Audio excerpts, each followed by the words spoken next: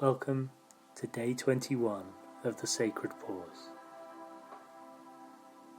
In a time where most beaches and oceans are closed off from our world, thank you to Dana for inviting us back to the ocean for that wonderful healing meditation in the pristine waters of Pachamama.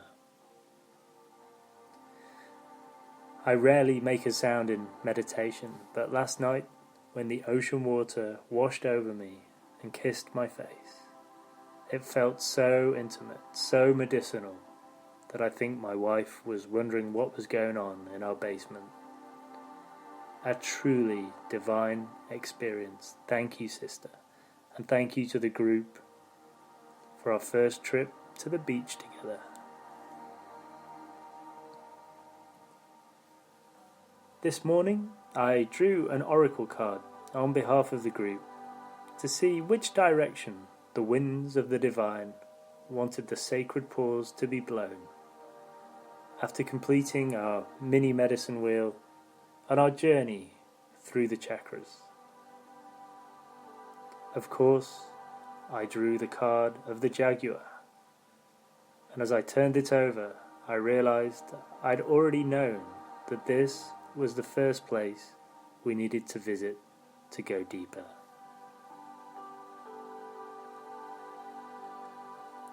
There is a tombstone in Ashby, Massachusetts that reads, "Remember, friend, as you pass by, as you are now, so once was I. As I am now, so you must be. Prepare yourself to follow me." These words are so appropriate for this moment because very few of us are willing to accept that death is a fundamental part of life. As a child, death was my biggest fear, whether it be my own death or that of my parents. But I was never taught how to deal with it, or that it was possible to embrace it. Now, the jaguar medicine is all about fearlessness, impeccability, and bringing order to chaos.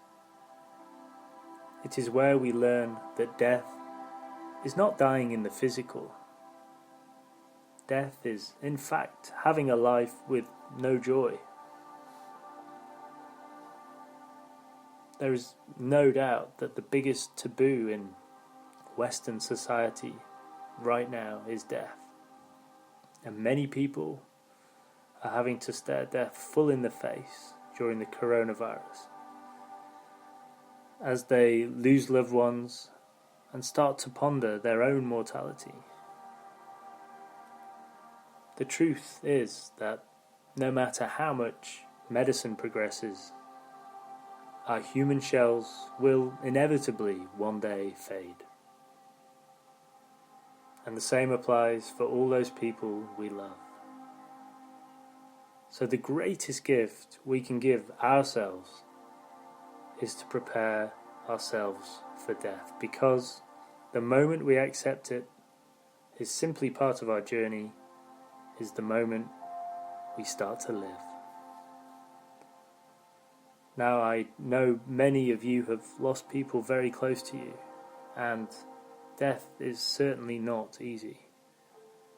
But if, like many Eastern cultures, we are taught the wisdom around it, then the dance becomes far more gentle.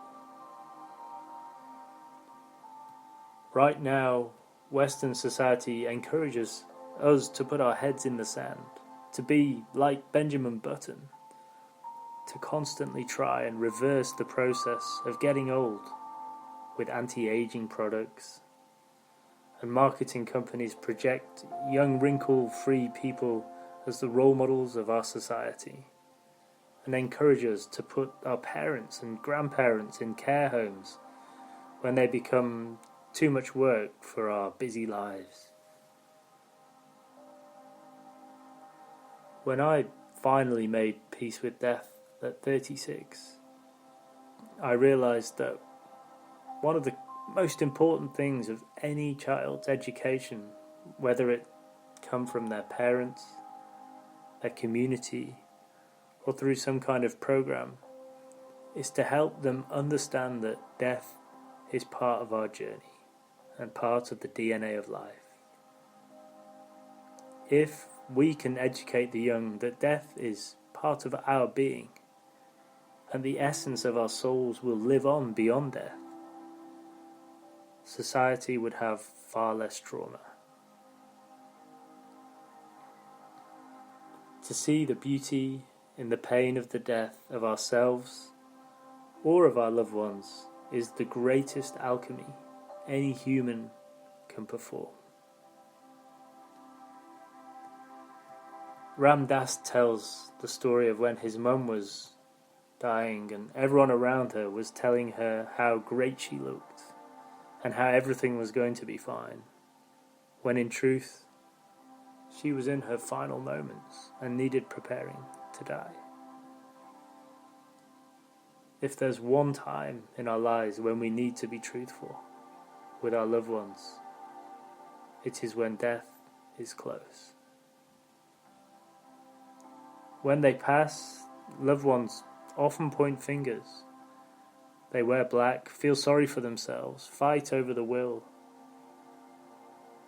But it's the lack of emotional and energetic intelligence around the drama, which means it triggers traumas and great sickness because they have no idea how to handle such loss. In deep contrast, in most tribes, the elders are the wisdom keepers, and they are the most respected people in the Ayu. They are treated as the closest living thing to the gods. And when they pass, there is usually a celebration of their life as they make their way home, hand in hand with spirit. Now this present moment represents a huge crossroads for both our planet and for us as individuals. Despite all that is happening right now, it's so important that we can taste the sweetness in the jaguar medicine rather than seeing the horror. For when the rain falls on us, we think of the gift it brings to the plants and the trees. For those with second chakra personality disorders, when the rain falls, it's because the sky personally wants to get them wet. My brothers and sisters, if we are to evolve as a society, the same open-minded approach should be applied to moments like this. Our old way of living was outdated and abusive towards our beautiful planet, and we should embrace the opportunity to change and learn to live in harmony with Mother Earth. The wonderful Mary Curtis will be doing today's meditation, and before we begin, please open sacred space. Put your hands in the prayer position in front of your heart and raise them up slowly, and then expand your arms like an eagle all round your body and set the intention to invite in your ancestors, the ancient ones, and whoever you feel called to, and really set that intention to open sacred space.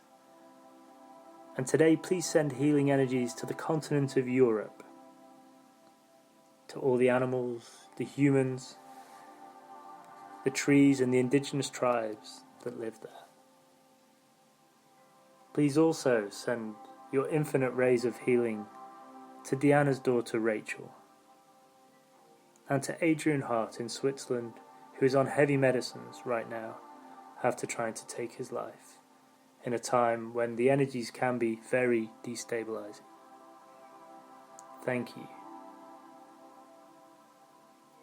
The revolution has begun. Let's evolve with honor and integrity. Yours, in peace and love. Peter. Namaste.